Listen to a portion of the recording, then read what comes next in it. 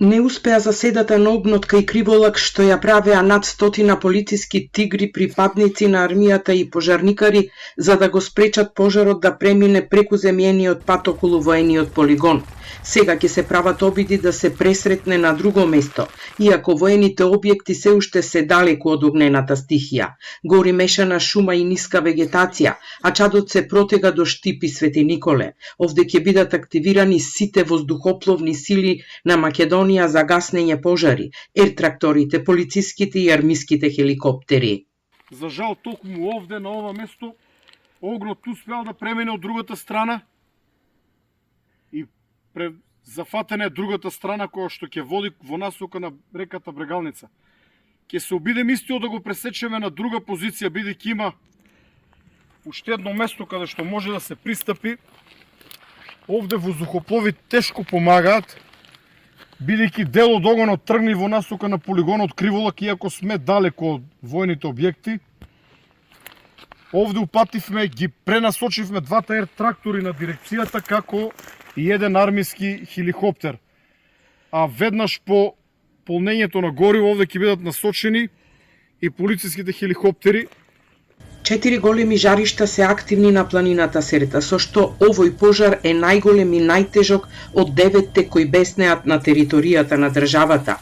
Ертракторите на дирекцијата за заштита и спасување најпрво делуваа на пожарот кај Штипските селце и Пухче, каде гаснеа во текот на денот, а пред да бидат пренасочени на Криволак делуваа на нова критична точка кај Неготинско Калањево, за да се спречи ширење на огнот додека е во почетна фаза.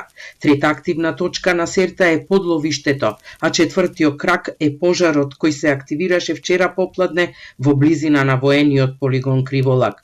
И резерватот Јасен од огнената стихија го бранат локални пожарникари со поддршка на армијата. Вчера хрватскиот канадер кој полнеше вода на Козјак работеше на гаснење на пожарот во близина на Јасен, но денеска безуспешни останаа двата обиди за воздушно дејствување на армискиот хеликоптер поради густиот чад.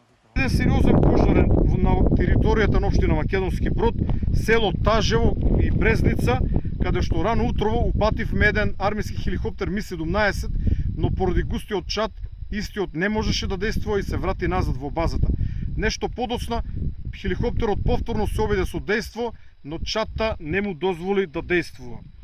На земја работат 30 припадници на армијата кои што помагат на локалните пожарникари и на тимот национални шуми. Попладнево нов пожар избувна и во Гевгелиско, во близина на село Мрзенци, каде треба да се упатат ер-тракторите за да се спречи негово проширување. Воздухопловите на дирекцијата за заштита и спасување ќе дејствуваат и на пожарот кај Фариш, каде на пожарникарите им помагаат и 20 припадници на полициските тигри. Се уште активен и шумскиот пожар на планината Бабуна и покрај тоа што вчера двата полициски хеликоптери исфрлија 68 тони вода. Пожарникарите и цивилното население се засилени со 55 припадници на армијата, а од утрово делуваат 2 хеликоптера, армискиот и полицискиот. За гаснење на пожарите на територијата на цела држава се ангажирани 150 припадници на армијата, 30 на припадници на полицијата и 40 на дирекцијата за заштита и спасување. Во моментот од воздух пожари се гаснат само со домашните воздухоплови, 2 ер-трактора, 2 армиски и 2 полициски хеликоптери. Сите странски летала ја напуштија Македонија поради пожари во нивните држави, а остана само црногорскиот хеликоптер кој сепак е приземјен поради дефект.